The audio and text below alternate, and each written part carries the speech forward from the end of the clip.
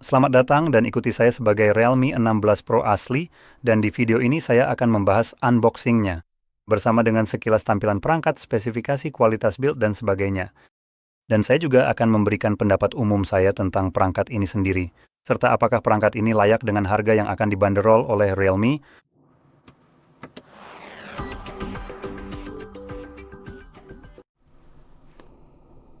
Oke, jadi mari kita langsung saja mulai sekarang.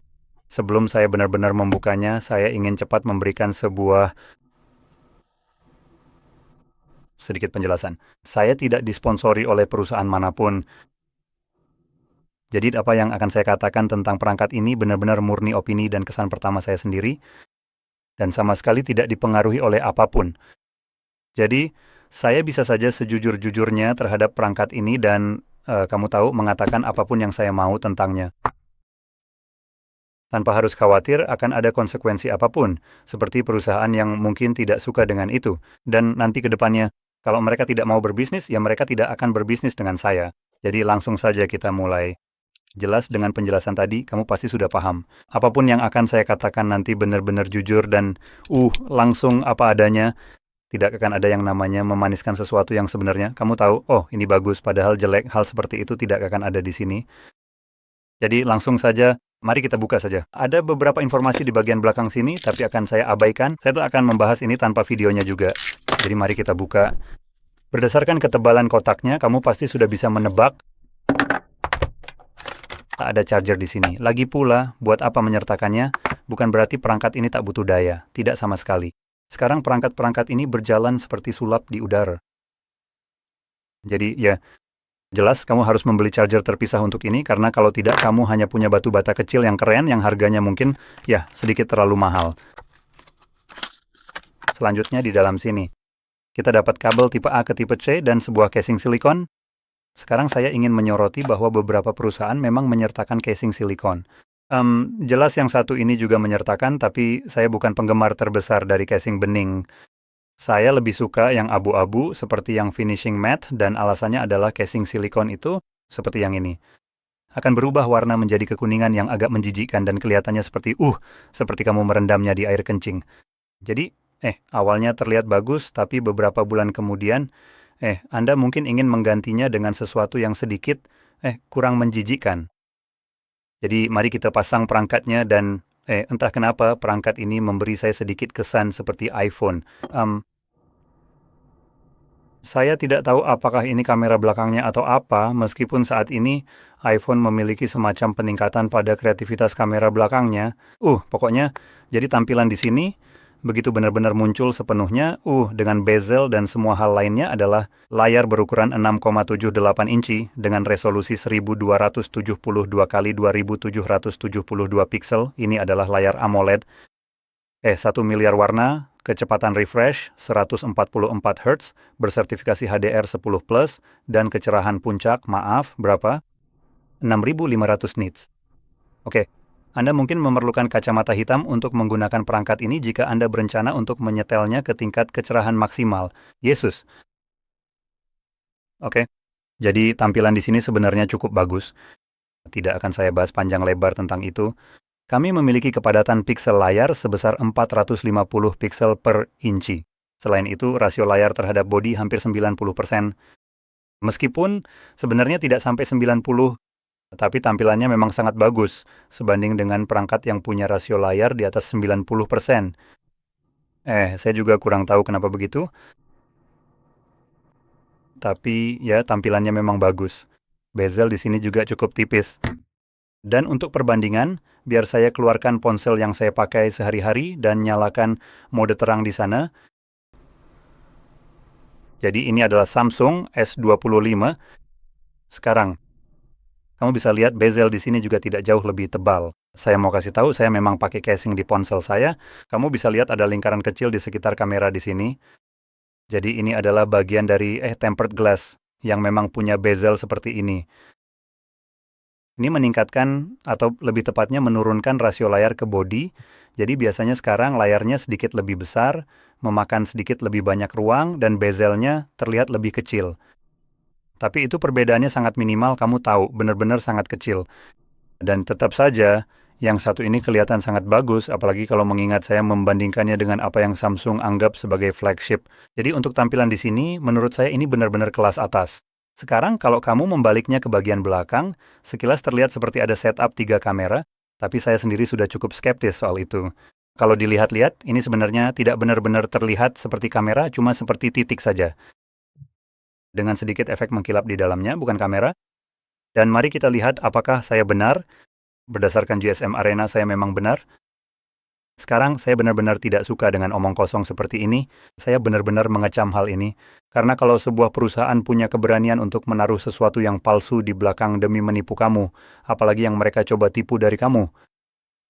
Kalau mereka berusaha membuat tonjolan kamera jadi lebih besar dan menambah hal-hal lain di sana, hanya untuk kamu tahu, membuatmu percaya bahwa ponsel ini bisa melakukan lebih dari yang sebenarnya bisa, bukannya entahlah ide gila yang benar-benar masuk akal. Meminimalkan tonjolan di bagian belakang ponsel jelas akan jauh lebih baik daripada menambahkan sesuatu yang sama sekali tidak berguna. Dan ya biasanya saya punya pandangan bahwa kalau perusahaan mencoba melakukan hal seperti ini, apalagi yang mereka coba lakukan, kita mungkin tidak bisa melihatnya dengan jelas. Kemungkinan besar, kamera bisa dikenali dengan cukup mudah. Dan yang satu ini di sini adalah contoh utama yang bisa dikenali dengan sangat mudah. Nah, yang ini, selain itu memiliki sensor lebar 200 megapiksel, aperture 1,9 dan ukuran 23 mm. Lalu kami mendapatkan kamera ultra lebar 8 megapiksel. Sekarang dengan kamera-kamera itu Anda bisa merekam 4K hingga 30 frame per detik dan 1080p hingga 60 frame per detik, dan saya yakin juga bisa merekam gerakan lambat hingga 120 frame per detik. Sejujurnya saya memang mulai melihat perangkat yang mencapai kecepatan 120, hanya saja rekaman normal, bukan gerakan lambat. Jadi begini, saya akan melakukan pengaturan cepat supaya saya bisa melihat apa yang sebenarnya bisa dilakukan kamera ini di sini. Karena GSM Arena sendiri tidak benar-benar membedakan apakah itu 120 fps gerakan lambat atau bukan.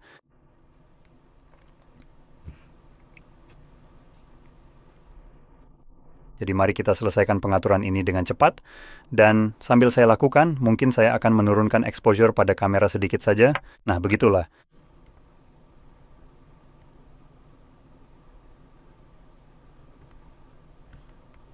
Ayo, begitu, oke. Jadi mari kita buka kameranya, dan ya, saya setuju. Silakan lanjutkan saja, dan memang begitu adanya. Video. Oke, jadi menurutku 120 itu gerakan lambat, bukan rekaman normal. Anda bisa melihat resolusi 4K yaitu 30 fps, 1080p yaitu 30 fps, 60 fps, dan 720p juga 30 fps dan 60 fps. Oke, jadi itu kamera belakangnya. Di depan pada punch hole ini ada kamera 50 megapiksel, aperture 2,4, lensa lebar 23 mm dengan fitur serupa kamera belakang. 4K, 30 fps, 1080p hingga 60 fps. Sebenarnya selfie dengan 50 megapiksel ini hasilnya sangat bagus. Biasanya kamu tidak melihat yang seperti itu. Tapi kurasa dengan adanya TikTok dan semacamnya, ini mungkin akan jadi sesuatu yang banyak orang mungkin akan merasa ini sangat berguna juga. Sekarang, kalau kita beralih ke bagian internal perangkat, kita melihat baterai sebesar 7.000 mAh dan ponsel yang relatif tipis. Ini lagi S25 sebenarnya ya, 25. Sepertinya itu stiker ya. Menarik, jadi dengan S25 yang versi standar, yang kecil itu ya. Kalau dibandingkan, yang ini tampak lebih tipis, dan meskipun lebih tipis, yang dilakukan ponsel ini benar-benar mengungguli yang lain. Dibandingkan Samsung, karena ponsel ini punya baterai 7.000 mAh yang bisa diisi daya hingga 80 watt. Sekarang kalau dibandingkan dengan ponsel yang terus-menerus saya sebut, yang merupakan ponsel utama saya, ponsel jelek itu hanya punya baterai 4000, jadi hanya sedikit lebih dari setengah kapasitas baterai yang ditawarkan perangkat ini, dan hanya bisa diisi daya maksimal 25 watt, seperti tahun 2010, yang mana pada dasarnya saya rasa sejak kapan Samsung bisa mengisi daya di 25 watt, atau mungkin bahkan lebih awal, jadi ya Samsung memang kurang bagus. Kalau kamu membandingkannya dengan sesuatu seperti ini dan berdasarkan kualitas build di sini yang terbuat dari plastik dan sebagainya, saya rasa ini bukan perangkat flagship. Saya belum mengecek harganya, jadi ya ini akan menarik untuk mengetahui berapa harganya sekarang. Lanjut, di sini kita punya Dimensity 7300 Max dan tergantung model yang kamu pilih, ada beberapa versi penyimpanan dan RAM. Jadi di varian paling rendah kamu dapat 128 GB dengan 8 GB RAM. Dan di varian tertinggi kamu dapat 256 GB dengan 12 GB RAM. Satu-satunya pilihan lain di tengah adalah 256 GB dengan 8 GB RAM. Dan sayangnya kalau saya ambil yang kecil ini, lihat alat kecil ini. Sayangnya tanpa slot memori tambahan, jadi cuma ada dual SIM.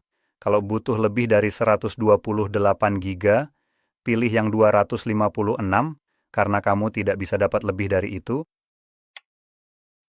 Dan satu hal lagi yang ingin saya sebutkan, kadang-kadang tergantung di mana kamu membeli perangkat ini dan mencari opsi penyimpanan RAM yang berbeda, sekarang mungkin kamu tidak akan menemukan semua yang sudah saya sebutkan.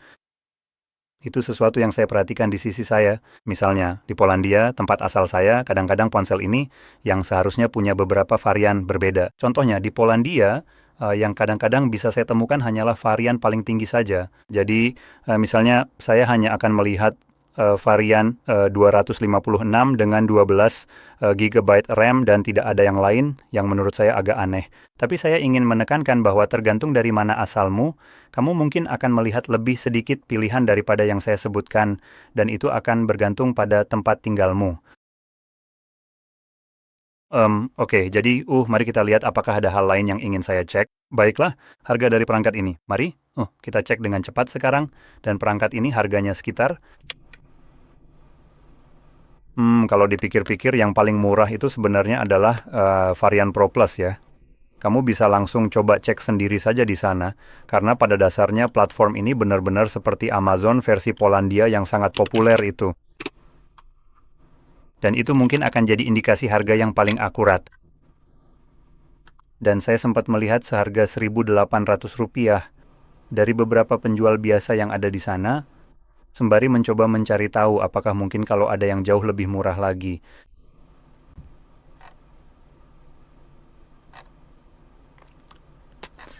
Tidak, sepertinya tidak begitu baik. Jadi sepertinya ini sekitar tahun 1800,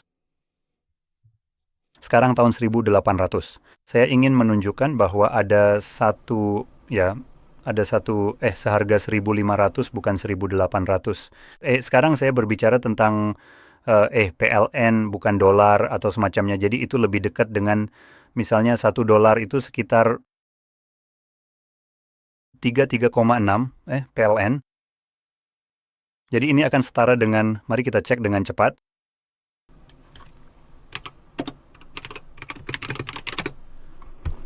Ini sekitar $440 AS. Dolar setidaknya harga terendah yang saya temukan. Yang lebih umum yang saya lihat di mana-mana adalah yang 1.800. Dan itu akan menjadi $506 ADELS. Dolar, dan itu sudah termasuk pajak. Dan ini tampaknya saya kira akan menjadi harga default untuk kebanyakan orang. Tentu saja nilai tukar akan bervariasi. Tapi sepertinya memang segitu harga ponsel ini. Jadi, dengan mempertimbangkan hal itu, ponsel ini sebenarnya menawarkan paket yang sangat bagus secara umum. Tidak banyak kekurangan yang bisa saya temukan. Bodinya sebagian besar terbuat dari plastik, jadi di bagian belakang kita punya penutup belakang plastik, atau bisa juga silikon polimer yang sebenarnya hanya istilah keren untuk plastik. Dan pada kotaknya biasanya dilabeli sebagai eco leather, biasanya memang begitu, tapi yang ini bukan, ini hanya bagian belakang plastik, rangka plastik, dan hal-hal lain yang belum saya sebutkan. Kita punya sensor sidik jari di bawah layar, tombol power, dan tombol volume di sisi kanan dan bagian atas. Di bagian atas hanya ada mikrofon, kemungkinan untuk peredam bising, lalu di bagian bawah ada port pengisian daya Type-C, speaker, mikrofon lain, dan tray SD. Dan hanya itu saja yang bisa kita dapatkan di sini. Jadi dengan harga segitu, jika Anda mencari perangkat ini akan menjadi perangkat yang bagus. Saya yakin sebenarnya ada ponsel yang jauh lebih baik dengan harga yang sama. Izinkan saya melakukan pengecekan singkat pada prosesor.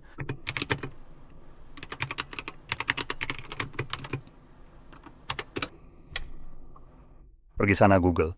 Tidak tertarik. Berapa kali lagi harus kukatakan padamu? Hmm,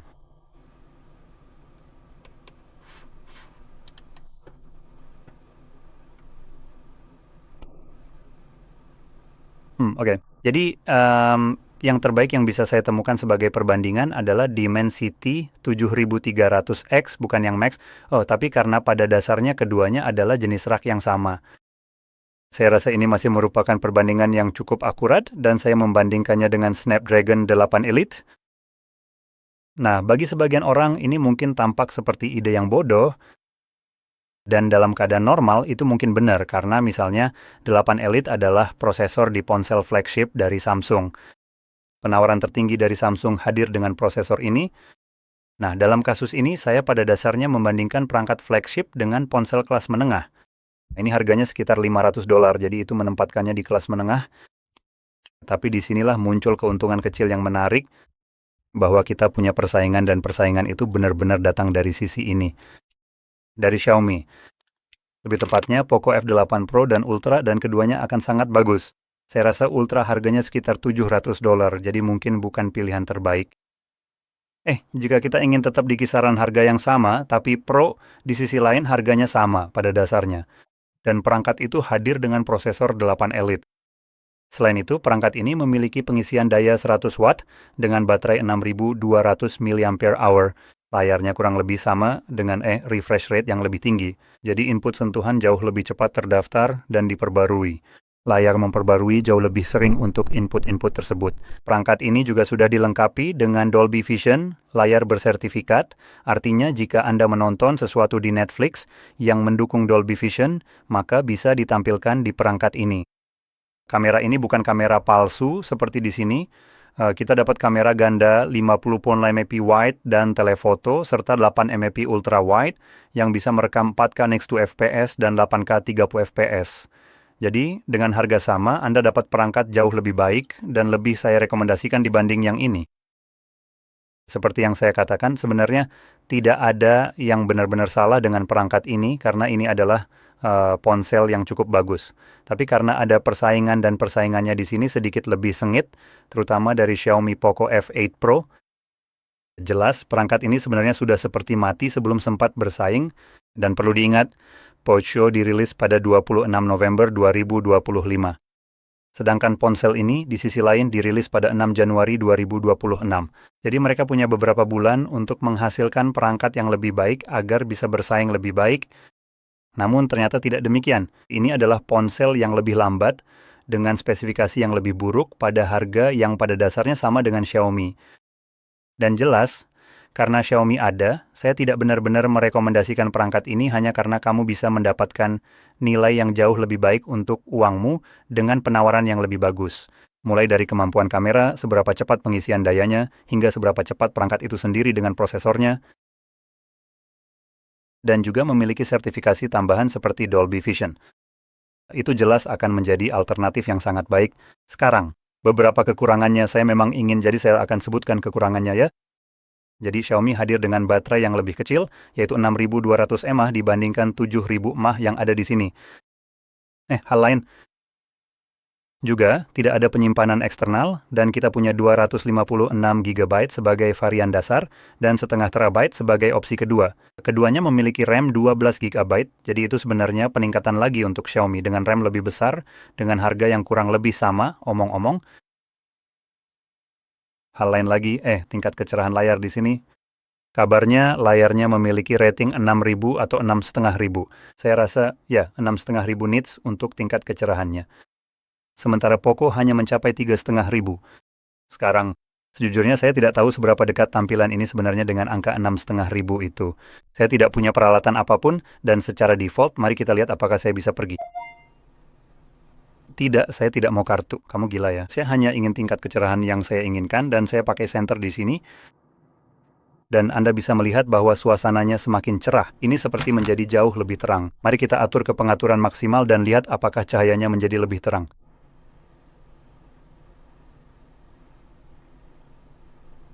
Tidak, saya rasa situasinya tidak akan membaik lagi.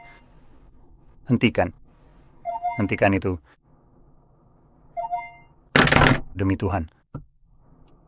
Oke, baiklah. Kamu tidak akan mendapatkan apapun di sini. Nah, begitulah. Orang-orang menyebalkan terus-menerus mencoba memanfaatkan saya. Jadi begitulah. Dari segi kecerahan, Anda tidak akan mendapatkan 6.500 juta secara penuh. 6.500 nits kecerahan dari perangkat ini hanya secara normal tanpa tambahan apapun. Ini adalah tingkat kecerahan yang biasanya dinaikkan oleh ponsel Anda ketika Anda berada, misalnya di lingkungan luar ruangan dengan sinar matahari langsung, di mana layar sulit terlihat. Jadi layar akan meningkatkan kecerahan ke tingkat yang lebih tinggi, dan secara teori, berdasarkan spesifikasi, bisa mencapai hingga 6.500 nits. Jika Anda benar-benar membutuhkan 6.500 nits itu, mungkin tidak, karena 3.500 yang ditawarkan Xiaomi saja sudah lebih dari cukup. Ponsel saya yaitu S25, mari kita lihat S25. Saya rasa kecerahannya lebih rendah daripada yang ini. Coba kita cek dengan cepat. Di mana ya? Aduh, akhirnya ketemu juga. Ya, kecerahan puncak saya bahkan lebih rendah, yaitu 2,6 ribu nits. Jadi saya seperti hampir 1000 nits lebih rendah dari Xiaomi, dan ya bahkan lebih dari setengah, seperti setengah kecerahan perangkat ini. Jadi, dengan begitu, jelas ponsel saya punya kecerahan yang jauh lebih rendah, dan saat di bawah sinar matahari langsung, ketika ponsel meningkatkan kecerahan ke level tertinggi, saya tidak mengalami masalah untuk melihat layarnya. Jadi seperti yang saya bilang 6.500 itu tidak perlu. 3.500 saja sudah cukup terang, menurut saya. Dan selain itu, sesuatu yang mungkin tidak kamu sadari soal metrik seperti ini lebih ke arah gimmick penjualan. Dan sebenarnya tidak terlalu penting, karena semakin tinggi kecerahannya, semakin sulit juga untuk membedakannya dalam arti tertentu. Jadi intinya seperti ini. Misalnya dari 3,5 hingga 6.000 nits kecerahan, kamu akan membutuhkan lebih banyak energi. Dan untuk mendapatkan metrik itu, jelas kamu mendorong layar bekerja 2 kali lebih keras, sebut saja begitu dalam hal kecerahan, tapi bagi kamu, tampilannya tidak akan terlihat 2 kali lebih terang. Entah bagaimana, saya juga tidak tahu persis ilmu di baliknya. Tapi entah kenapa, mata kita tidak benar-benar melihat hal itu. Perbedaannya tidak terlalu besar dari sesuatu yang sudah cukup terang menjadi sangat terang. Tapi kita memang bisa melihat ketika sesuatu tidak cukup terang lalu menjadi seterang itu. Misalnya, jika kamu melihat dari 300 ke 600 nits, itu akan terasa sangat berbeda. Dari 600 ke 1200, perbedaannya sedikit berkurang. Dari 1200 ke 2200, hampir tidak ada perbedaan. Jadi tingkat kecerahan di sini tidak terlalu penting. Kamu tak akan melihat perbedaan signifikan antar perangkat ini. 2500 nits sudah cukup terang untuk penggunaan luar ruangan di bawah sinar matahari. Itulah tujuan utama fitur ini. Jadi apakah kamu butuh itu? Jadi kecerahan tidak terlalu penting. Jadi seperti yang sudah saya sebutkan tadi, saya mungkin akan merekomendasikan untuk melihat Poco karena tampaknya menawarkan paket yang lebih baik, memberikan lebih banyak dengan jumlah uang yang sama. Tapi jika karena suatu alasan, Poco ternyata lebih mahal dari yang saya sebutkan sekarang, yaitu harga yang sedang saya bicarakan ini. Perangkat ini langsung berasal dari situs Xiaomi di Polandia. Jadi harga ini hanya bisa berbeda jika ada tarif atau apapun seperti biaya impor tambahan yang dibebankan oleh perusahaan. Karena, kamu tahu, mungkin saja ada biaya dari pihak kami atau apapun itu. Jelas ini bisa mengubah harga perangkat ini, jadi kalau harganya jadi sekitar $700, tentu saja paketnya tidak lagi sebagus itu. Dan yang ini mungkin akan lebih baik. Tapi seperti yang saya bilang, itu kalau kamu harus membayar $700, bukan $500. Kalau harganya masih sekitar $500, pilih saja Poco. Pokoknya, itu tadi rangkuman dari ulasan perangkat ini, juga rekomendasi saya dan semua hal lainnya sepanjang video ini. Dan kalau kamu merasa ini sangat membantu, jangan lupa untuk like, subscribe, dan terima kasih sudah menonton.